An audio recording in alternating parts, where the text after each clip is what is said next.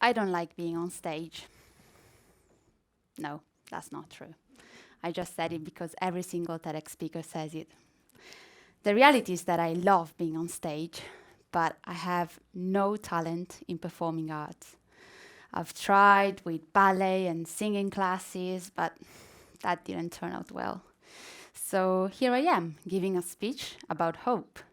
And well, you may say, why don't you just hope that one day you will wake up with Whitney Houston's voice? And that might happen. But until I take action towards it, I cannot say that I have hope. Because hope is the belief that tomorrow will be better than today, and that we have the power to make it so. I learned this from my grandfather, who taught me to expect anything but the best from life, and to take action to get it. I do believe that the least we can do during our life is to figure out what we hope for. And the most we can do is to live inside that hope. Hope is a way of thinking. It can be learned. It starts with an act of imagination, imagining a better future for yourself. And then it takes an act of courage to make it a reality. How many of you would like to have more hope in your life? Raise your hands if you want to be more hopeful. I guess the others just came for the drinks. If we want to be more hopeful, we can start by describing ourselves as an hopeful person, and then commit to demonstrate to ourselves that we truly are.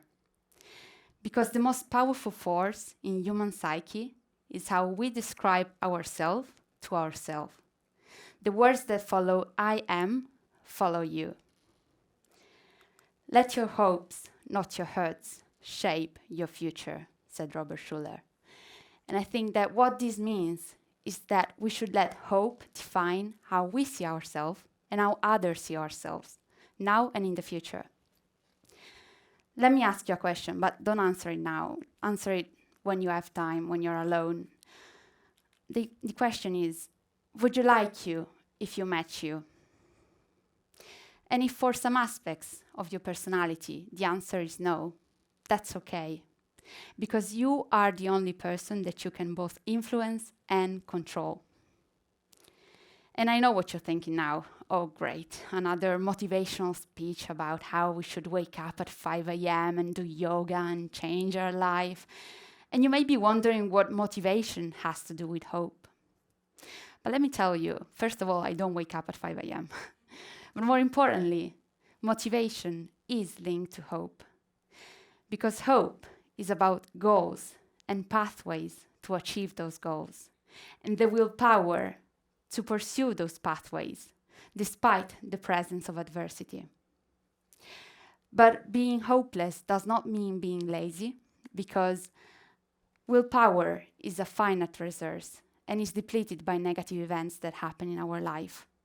So the more trauma and the more adversity we need to face in our life, the harder it becomes to find new pathways to solve problems. To have an idea of what it means to live without hope, we can take the example of Dante, who describes the gate of hell as a door with an inscription that says, "Abandon all hope, ye who enter here." I think this is a powerful representation of what hope can be and what can mean to be without hope. Another example is the night. So we often say, it's always darkest before the dawn. And I don't know if that is accurate from an astronomical point of view, because there might be the twilight before the dawn, but I told you that I don't wake up at 5 a.m., so I don't know actually. But one thing I know is true, because Martin Luther King said it, and apparently also Victor Hugo said it, is that only when it's dark enough can you start to see the stars. In the last 3 years of my life, I have personally learned that dark moments do come. And sometimes it is very, very hard to find hope. I learned it from a girl. She was in her 20s, and she started suffering from anorexia 3 years ago. that really surprised me because she was super active, doing so many things with her friends, having fun, traveling, and she was also very stubborn. So she always wanted to be right. And she made people believe that she was all right. But slowly, her friends and family realized that she was not all right. And after months, she also realized what she was doing to herself. And she understood that she was not just losing weight, she was also losing all her dreams and all her hope.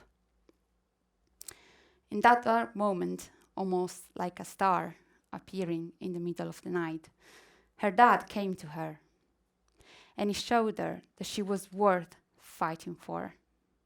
He strongly believed that she would have gone out of anorexia, and he took steps towards her recovery.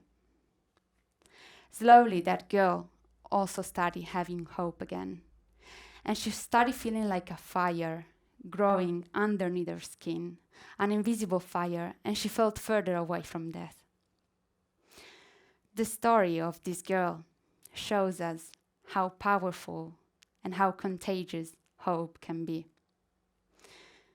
And this girl is now here on stage to tell you that every single one of you is entitled to receiving hope and is capable of giving hope to others.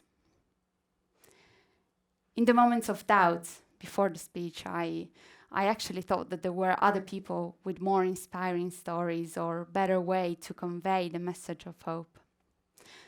But then I told myself that the universe only places ideas in the minds of those who are capable of achieving them. And I also told myself, if not me, who? If not now, when? These are the words that Emma Watson used in a famous speech in 2014 at the UN when she was launching the campaign He for She. And she invited the public to be ambassadors for feminism. Now I invite you all today to be ambassadors for hope, because I strongly believe with every ounce of my being that by helping others, we gratify our souls, we increase our self-confidence and our hope. We find strengths within ourselves that we didn't know we had, and those strengths will never abandon us. Hope is a social gift. It's that gift that benefits more those who give it than those who receive it. It's a social gift that does not happen in isolation, but in our interconnections between each other. So we should learn to be a little bit more intentional in our social interactions, because we never know what the other person is going through. And more importantly, we never know how much the gift of hope can change their life. Thank you so much.